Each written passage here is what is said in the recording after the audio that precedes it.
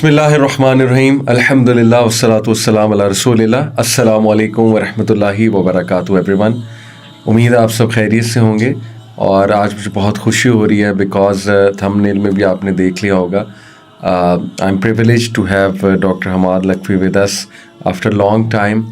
شیخ بھی مصروف ہوتے ہیں کافی زیادہ, ہم شکر گزار انہوں نے ٹائم دیا اور آپ لوگوں کے بہت زیادہ ماشاءاللہ فرمائش بھی آ رہی تھی.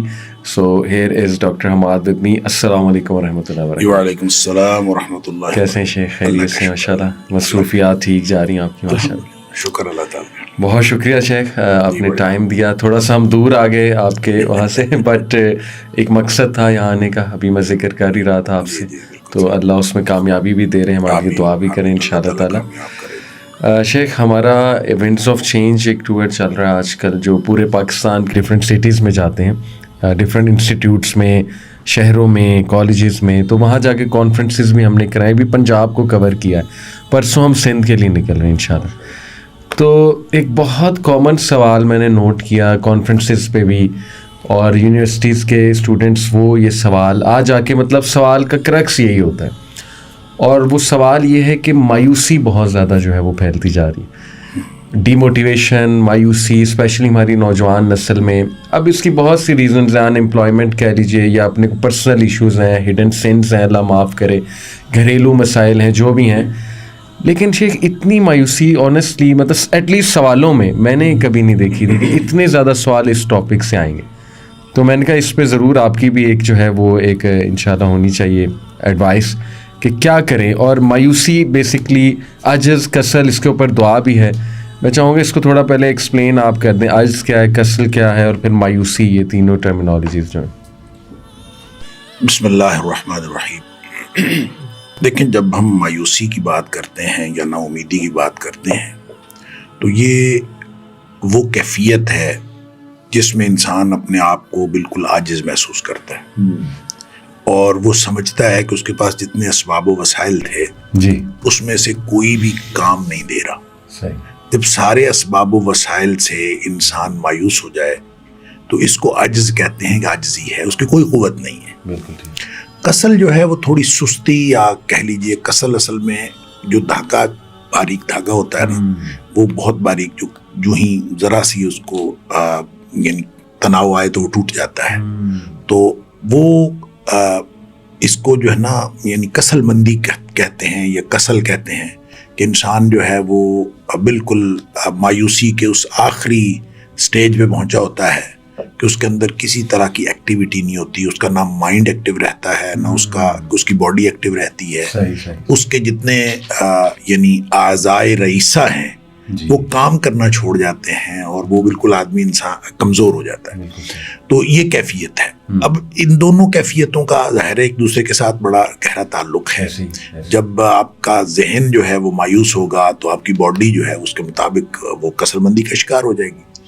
تو یہ کیفیت آج کے دور میں کیوں ہے, اس میں میرے خیال میں میرے سے زیادہ آپ جانتے ہیں کہ اس وقت جو نوجوانوں کی کیفیات ہیں اور نوجوانوں کے جو حالات ہیں, وہ حالات کی وجہ سے ان کی کیفیات بنتی ہیں.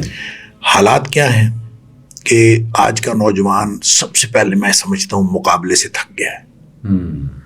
مقابلہ ایسا ہے, اور وہ جس مقابلے کے اندر وہ بھاگ دوڑ کر رہا ہے وہ ہے بھی یوں کہہ لیجئے کہ کوئی آرٹیفیشل لائف کا آرٹیفیشل مقابلہ ہے. صحیح بات. اس کی کوئی حقیقت کے ساتھ کوئی تعلق نہیں ہے, اور اس میں جو ہے یوں دوڑے چلا جا رہا ہے آج کا نوجوان.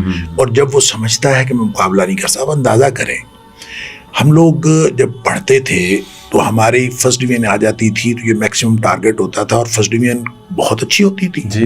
اور میں نے مثلاً ایم اے میں میں نے گولڈ میڈل لیا پنجاب یونیورسٹی سے, اور گولڈ میڈل میں مجھے جو میرے جو مارکس تھے وہ 73% تھے. اچھا, 73% مارکس میں میں نے ایم اے اسلامیات میں گولڈ میڈل لے لیا.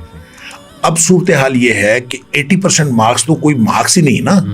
اب یعنی صورتحال ایسی ہے کہ 1% نمبر آ جاتے ہیں تو وہ تو کچھ بھی نہیں کہلاتے، پھر 90% ہیں، پھر 95% ہیں، اور بچے جو ہیں وہ 97% نمبر لے کے بھی مایوس گھر لوٹتے ہیں کہ دوسرے کے 98% آ گئے، اور جس نے 98 لیے ہیں وہ مایوس گھر لوٹتا ہے کہ دوسرے کے 99% آ گئے. تو یوں یہ جو مقابلہ ہے نا اس کے اندر اب یعنی کہہ لیجیے آرٹیفیشل لائف کا ایک آرٹیفیشل مقابلہ ہے.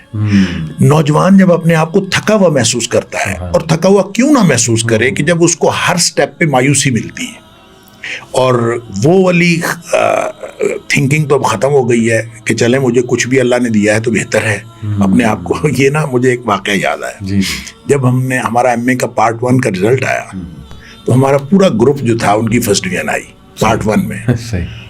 ایک ہمارا دوست تھا، اب وہ اس دنیا میں بھی نہیں رہا، اللہ تعالیٰ ان کی مغفرت فرمائے، تو اس کی سیکنڈ ڈویژن آئی. اچھا ہم سب لوگ جو ہیں وہ اس کے پاس گئے اظہار ہمدردی کے لیے کہ اس کے ساتھ اظہار ہمدردی کریں کہ آپ کے نمبر کم آئے، یعنی اس کی سیکنڈ ڈویژن آئی، ہم سب کی فرسٹ ڈویژن آئی. تو وڈ یو بلیو کہ ہم ان کے پاس بیٹھے تھے تو اس نے مختلف لوگوں کے بارے میں پوچھا، فلاں کے کتنے نمبر ہیں، فلاں کے کتنے نمبر ہیں، فلاں کے کتنے نمبر ہیں. اچھا جن کے بارے میں وہ پوچھ رہا تھا ان کے نمبر اس سے بھی کم تھے. اچھا اس نے وہاں پھر ایک شعر پڑھا جو مجھے آج تک یاد ہے. اس نے کہا یہ بھی کیا کم ہے کہ میرے جلتے ہوئے گھر کا دھواں، یہ بھی کیا کم ہے کہ میرے جلتے ہوئے گھر کا دھواں تیرے ایواں کی فصیلوں سے ذرا اونچا ہے. زبردست، بالکل ٹھیک. یعنی اس کو نا، یعنی اس نے بالکل اس میں ایسا ذرا بھی اس نے افسوس نہیں کیا. اس نے کہا بھی اس سے بھی میرے نمبر زیادہ ہے، اس سے بھی میرے نمبر زیادہ ہے. یہ پازیٹیو تھنکنگ ہے. بہترین. اور اب جو مقابلہ ہے وہ نیگیٹو تھنکنگ کا مقابلہ ہے. لوگ یہ سوچتے ہی نہیں کہ میرے نمبر اس سے زیادہ ہے. ہماری ایک بھتیجی ہوا کرتی تھیں اور اللہ بخشے وہ بعد میں وہ ینگ ایج میں فوت ہو گئی. تو انہوں نے ایک دفعہ اپنے دادا سے جا کے بات کر رہی تھی تو دادا جی نے کہا کہ تم سیکنڈ آئی ہو، تم فرسٹ نہیں آئی. صحیح. اب یہ تھنکنگ کی میں آپ کو بتا رہا ہوں کہ اب جو مقابلہ ہے اب اور طرح کا ہے، اب لوگ اور طرح سے سوچتے ہیں. اچھا انہوں نے کہا کہ تم فرسٹ نہیں آئی، تم سیکنڈ آئی ہو، تو وہ اپنی طرف سے گویا اس کو یعنی اس طرح سے تحریک دے رہے ہیں کہ یہ فرسٹ آنے کی کوشش. وہ کہتے ہیں ابا جان یہ جو سیکنڈ ہوتا ہے نا یہ فرسٹ کے ساتھ ہی ہوتا ہے. اچھا. یعنی چھوٹی بچی تھی اس نے کہا فرسٹ کے ساتھ ہی تو سیکنڈ ہوتا ہے. یعنی کوئی مایوسی والی بات نہیں اگر میں سیکنڈ آئی ہوں، میں فرسٹ نہیں آئی تو دین بٹ. اور یہ سوچ کی بات ہوتی ہے. اور میں ایک اور واقعہ میں نوجوانوں کے لیے سنا دوں. ہماری ایک بھانجی ہے، اس نے ایم اے اسلامیات میں داخلہ لیا اور اس کے نمبر اتنے اچھے تھے بی اے میں کہ وہ انگلش میں بھی جا سکتی تھی، کسی اور سبجیکٹ میں بھی جا سکتی تھی. ان کی والدہ جو ہماری باجی، انہوں نے میرے ساتھ مشورہ کیا کہ اس کو کس میں داخل کروائیں. تو میں نے کہا اس کو آپ اسلامیات میں داخل کروائیں، اس لیے کہ جو ٹرمینل ڈگری ہوتی ہے نا وہ بندے کے ذہن پر بڑا گہرا اثر چھوڑتی ہے. صحیح. اور آدمی پوری زندگی اس کے مطابق سوچتا ہے جو ٹرمینل ڈگری اس نے لی ہوتی ہے. تو آپ ان کو اسلامیات کروائیں تاکہ پوری زندگی جو ہے نا ان کو اسلام ان کے ذہن پہ غالب رہے. تو بہرحال وہ چونکہ فرسٹ آ رہی تھی، میٹرک میں فرسٹ ٹاپ کیا، ایف اے میں ٹاپ کیا، بی اے میں ٹاپ کیا کالج اپنا، تو میرا خیال تھا یہاں بھی ٹاپ کرے گی. صحیح. تو یہاں جب اس کا رزلٹ آیا پارٹ 2 میں، تو اس وقت صورتحال یہ ہوتی تھی، اینول سسٹم تھا، تو 1-2 دن پہلے بورڈ آف ایگزامینرز کا اجلاس ہوتا تھا. تو اس میٹنگ میں وہ رزلٹ پاس ہوتا تھا تو اپروو ہوتا تھا. تو میں اس میں ہم دیکھ لیتے تھے، جس کا کسی کا رزلٹ دیکھنا ہوتا تھا تو 2 دن بعد رزلٹ آتا تھا، 1 یا 2 دن بعد. تو میں نے اس کا رزلٹ دیکھا تو وہ 3 یا 4 نمبر پر آئی، فرسٹ نہیں آئی. مجھے بڑا افسوس ہوا. میں نے کہا اس کو فرسٹ آنا چاہیے تھا، میں نے امید لگائی ہوئی تھی کہ اس کو فرسٹ آنا چاہیے، اور وہ فرسٹ نہیں آئی. اور میں نے اس کو فون کیا اور اس کو ایک تو رزلٹ بتایا، اور دوسرا میں نے اس کو کہا کہ تم فرسٹ نہیں آئی، اور افسوس کا میں نے اظہار کیا. اس نے مجھے آگے پتہ کیا کہا؟ اس نے کہا مام جی آپ تو ایسے کیا کر رہے ہیں جیسے یہ آخرت کا امتحان. اللہ. اس نے مجھے یہ کہہ کے شرمندہ کیا.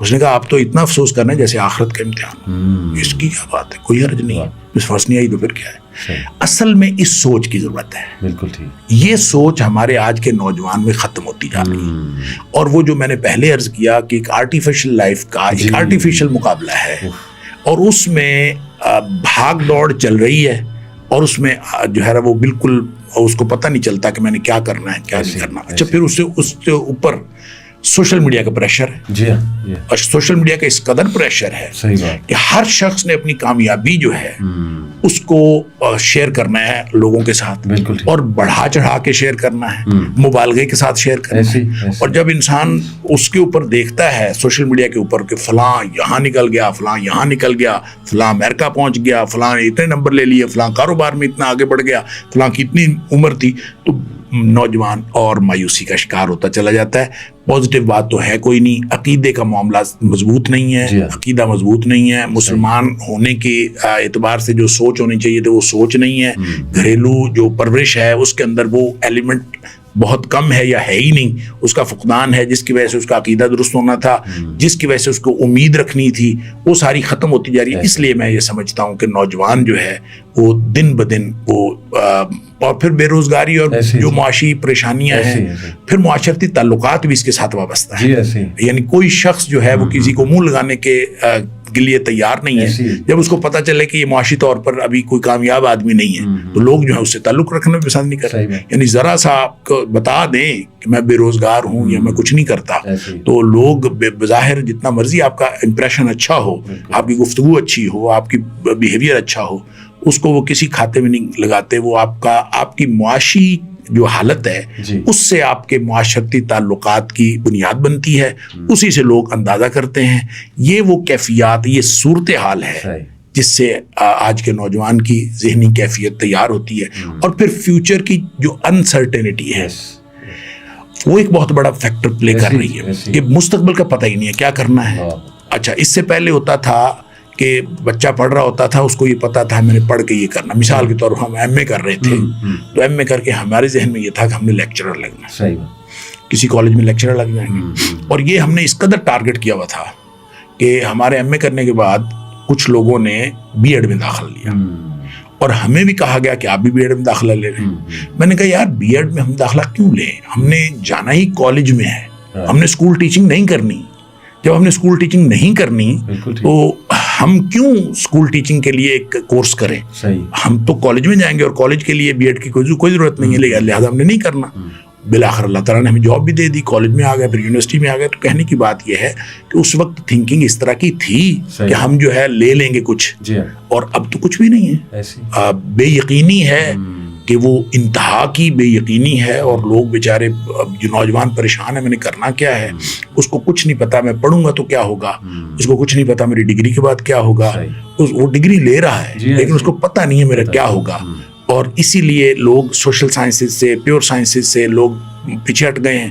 اب تو ایک ہی رہ گیا ہے آئی ٹی اور یہ جو کمپیوٹر, سافٹ ویئر انجینئرنگ ہے, ہارڈ ویئر ہے, اے آئی ہے, سارے کے سارے جو انفارمیشن ٹیکنالوجی سے متعلق ابھی آئی ٹی یہ چل رہا ہے. اور ساری دنیا, پنجاب یونیورسٹی میں دیکھ لیں یا دیگر یونیورسٹی میں دیکھ لیں کہ باقی سارے سبجیکٹس میں ملا کے اتنی اپلیکیشنز نہیں ہیں داخلے کے لیے جتنے صرف آئی ٹی میں ہیں. اور یہ ہر یونیورسٹی کی یہ صورتحال ہے. ابھی پچھلے دنوں میں پڑھ رہا تھا کہ پشاور یونیورسٹی میں شاید 9 ڈپارٹمنٹ جو ہے بند کر دیے گئے. اچھا, ہاں کلوز, ان میں داخلہ نہیں ہوا. تو یہ آہستہ آہستہ ہر جگہ پہ ہو رہا ہے. مختلف یونیورسٹیاں جو ہیں اب وہ کیا کریں, ادھر داخلہ لوگوں کی توجہ کوئی نہیں. صحیح بات. یہ ان ساری چیزوں کا تعلق جو ہے وہ نوجوان کی امید اور نا امیدی سے ہے. اور نوجوان نا امید ہو کے مستقبل کی جو بے یقینی ہے وہ بے یقینی اس کو نا امید کر رہی ہے. اب پہلے لوگ کہتے تھے باہر چلے جائیں گے, پاسپورٹ بنائیں گے باہر چلے. اب باہر بھی بے روزگاری ہے, باہر بھی حالات خراب ہیں, ٹف کمپٹیشن ہو گیا. اور وہاں پہ جب یہ دیکھتے ہیں اور وہاں جو گئے ہوئے ہیں وہ ان کو بتاتے ہیں کہ حالات وہاں بھی خراب ہے. تو اب صحیح بات یہ ہے کہ نہ کیریئر کاؤنسلنگ کا معاملہ ہے, جو ہونی چاہیے وہ نہیں ہے, اور نوجوان کے سامنے مستقبل جو ہے وہ ایک بالکل انسرٹن ہے.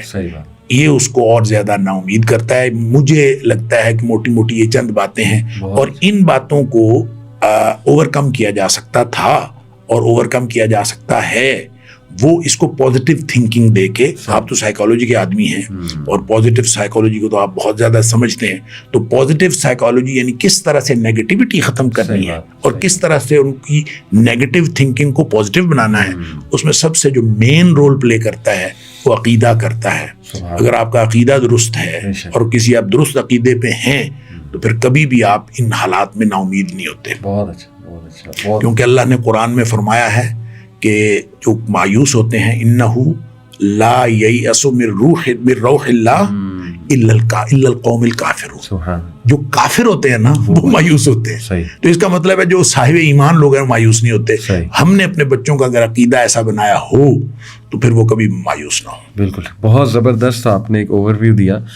کچھ ایسپیکٹ شیخ مایوسی ڈیموٹیویشن کے میں رکھتا ہوں آپ کے سامنے, جو ایگزیکٹ ہمیں کچھ سوال بھی آئے. ایک تو یہ والا ہے جو آپ نے بہت خوبصورتی سے بیان کیا. ایک ہے شیخ کہ ایک بندہ سیٹ ہے, کیریئر میں سیٹ ہے, ہر چیز میں ہے, اچھا اسٹوڈنٹ ہے اور اچھی یونیورسٹی سے پڑھ رہا ہے, لیکن وہ جو پرسنل سنز ہیں, جو گناہ ہیں, وہ کر کر کے یعنی توبہ بھی کی پھر دوبارہ ہو گیا. تو وہ لوگ یہاں تک کہتے ہیں کہ جی ہمارا نا اب نماز بھی پڑھنے کا دل نہیں کرتا, کیونکہ ان الصلاۃ تنہی عن الفحشاء والمنکر. تو وہ کہتے ہیں کہ اب ہمیں نا نماز پڑھ کے بھی ریگریٹ ہوتا ہے کہ یار ٹھیک ہے پڑھ تو لی, لیکن کون سا چھوٹ جانا ہے اس سے گناہ, اللہ معاف کرے. ایسی سوچ آتی ہے کہ جب میں نے دوبارہ اسی گناہ میں چلے جانا ہے تو پھر اس کا بھی کیا فائدہ. تو یہ تو میرے خیال بہت بڑا وسوسہ ہے کہ ایک وہ اچھی چیز کر ہی رہے ہیں, شیطان اس سے بھی ہٹا رہا ہے. اس پہ میں چاہوں گا ضرور آپ تبصرہ کریں. اس دیکھیں جی بات یہ ہے کہ دو دشمن ہمارے ساتھ لگے ہوئے ہیں. ایک دشمن ہے جو اندر ہے انسان کے, وہ ہے انسان کا نفس.